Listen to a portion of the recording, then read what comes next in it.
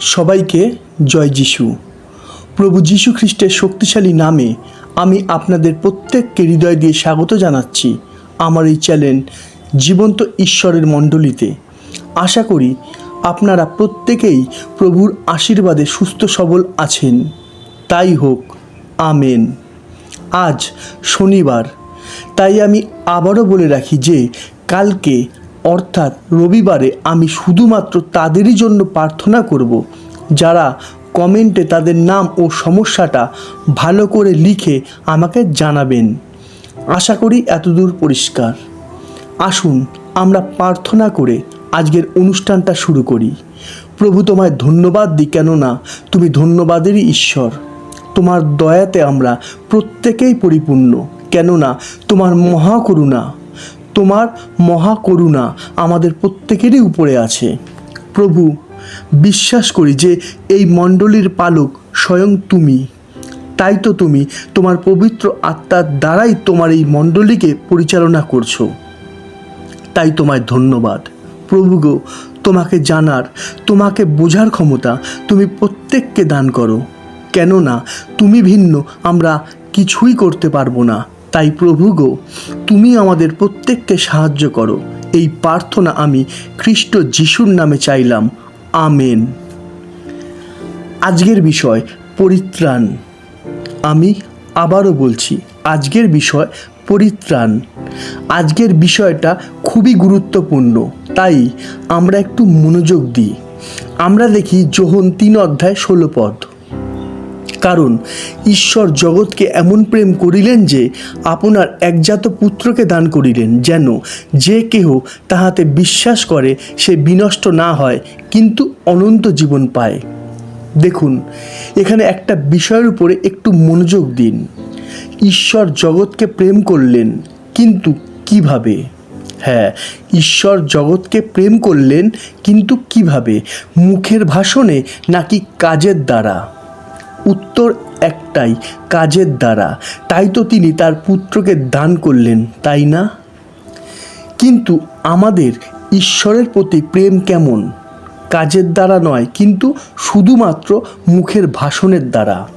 আজ বেশিরভাগ মানুষেরই কথা যে আমরা বিশ্বাসী, আমরা ঈশ্বরকে ভালোবাসি, তাই তো আমাদের মুখে সবসময় হালেলুয়া আর আমেন, তাই না? কিন্তু সত্যি বলতে আজ বেশিরভাগ মানুষই ঈশ্বরকে খুশি করে না। হ্যাঁ, আজ বেশিরভাগ মানুষই ঈশ্বরকে খুশি করে না, কিন্তু খুশি করে মানুষকে। প্রভু যিশু বলেন, আমরা দেখি যোহন 5:42। কিন্তু আমি তোমাদিগকে জানি, তোমাদের অন্তরে তো ঈশ্বরের প্রেম নাই। আমি আবারও পড়ছি, কিন্তু আমি তোমাদিগকে জানি, তোমাদের অন্তরে তো ঈশ্বরের প্রেম নাই। প্রভু কেন এমন কথা বলেছেন? কারণ যদি সবাই ঈশ্বরকে প্রেম করত, তবে তারা তার বাক্য পালনের দ্বারাই তা প্রমাণিত করত, অর্থাৎ কাজের দ্বারাই প্রমাণ করে দেখাতো যে তারা ঈশ্বরকে ভালোবাসে। যেমন ঈশ্বর তার পুত্রকে পাঠিয়ে প্রমাণ করলেন যে তিনি মানবজাতিকে ভালোবাসেন। আর তাই তো লেখা আছে, আমরা দেখি যাকব 2:26। বাস্তবিক যেমন আত্মাবিহীন দেহ মৃত, তেমনি কর্মবিহীন বিশ্বাসও মৃত। কিন্তু আমরা মানুষ, হ্যাঁ, কিন্তু আমরা মানুষ, তাই আমাদের বুঝাবে কার সাধ্যি, আমাদের নত করবে কার এত ক্ষমতা, তাই না? দেখুন, আমরা মানুষকে মিথ্যে বলতে পারবো, মানুষকে ঠকাতে পারবো, কিন্তু ঈশ্বরকে নয়।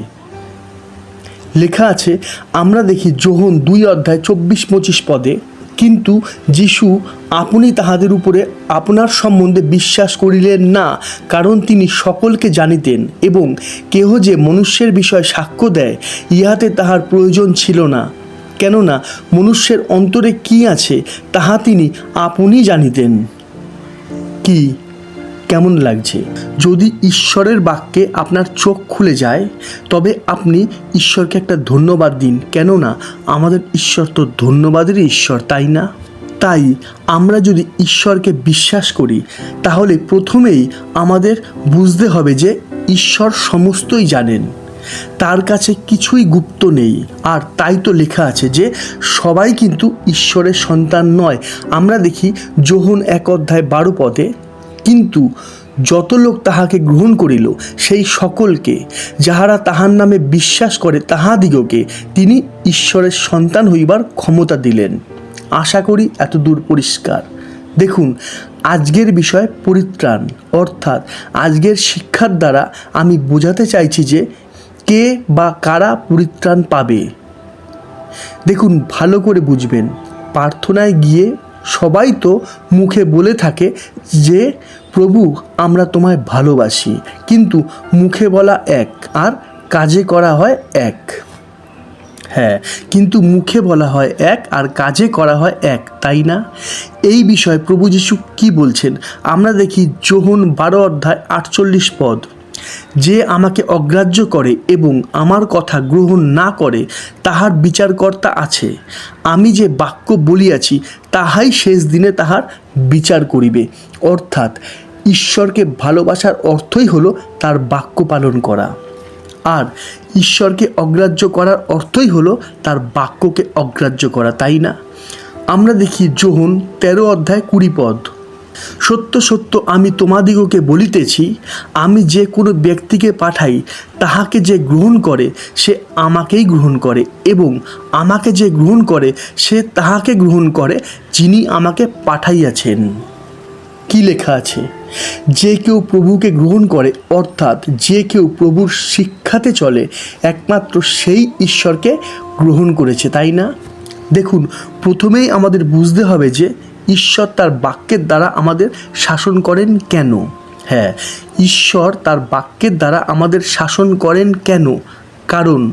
কারণ তিনি আমাদের পরিত্রাণ দিতে চান, যা আমার আজকের টপিক।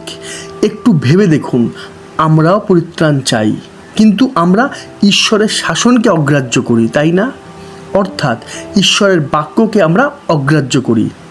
তাই জেনে রাখুন, কেননা এইটাই সত্য যে যারা যারা ঈশ্বরের বাক্যকে, অর্থাৎ তার ভালোবাসা ও শাসনকে অগ্রাহ্য করেছে তারা পরিত্রাণ পাবে না। হ্যাঁ, তারা পরিত্রাণ পাবে না। আমরা দেখি ইব্রিয় 2:3। তবে এমন মহৎ এই পরিত্রাণ অবহেলা করিলে আমরা কি প্রকারে রক্ষা পাইব? ইহা তো প্রথমে প্রভুর দ্বারা কথিত ও যাহারা শুনিয়াছিল তাহাদের দ্বারা আমাদের নিকটে দৃঢ়ীকৃত হইল। হালেলুইয়া। দেখুন, এখানে আমি আর কি বলবো, কেননা বলছে তো ঈশ্বরের বাক্য, তাই না? অর্থাৎ ঈশ্বরের ভালোবাসা অবহেলা করলে, ঈশ্বরের শাসন অবহেলা করলে, এক কথায় ঈশ্বরের বাক্য অবহেলা করলে পরিত্রাণ নাই। কিন্তু একটু ভেবে দেখুন, ঈশ্বর জগৎকে ভালোবাসলেন আর তার পুত্রকে পাঠিয়ে দিলেন কেন? কারণ একটাই, যেন আমরা পরিত্রাণ পাই। হ্যাঁ, কারণ একটাই, যেন আমরা পরিত্রাণ পাই। এখন প্রশ্ন, পরিত্রাণ কেমনভাবে পাবো? ঈশ্বর যেমন আমাদের ভালোবাসলেন, যা তিনি কাজের দ্বারা দেখালেন, তেমনি আমাদেরও কাজের দ্বারা, অর্থাৎ বাক্য পালনের দ্বারাই দেখাতে হবে যে আমরাও ঈশ্বরকে ভালোবাসি। আমরা দেখি যোহন 14:23। যিশু উত্তর করিয়া তাহাকে কহিলেন, কেহ যদি আমাকে প্রেম করে তবে সে আমার বাক্য পালন করিবে, আর আমার পিতা তাহাকে প্রেম করিবেন, এবং আমরা তাহার নিকটে আসিব ও তাহার সহিত বাস করিব। আশা করি পরিষ্কার। ঈশ্বর প্রত্যেকের বুদ্ধির দ্বার খুলে দিন। আমেন। আজ এতটাই। আবার দেখা হবে ঈশ্বরের জীবন্ত বাণীর নতুন কোনো শিক্ষা নিয়ে। ততক্ষণ সবাইকে জয় যিশু, জয় যিশু, জয় যিশু।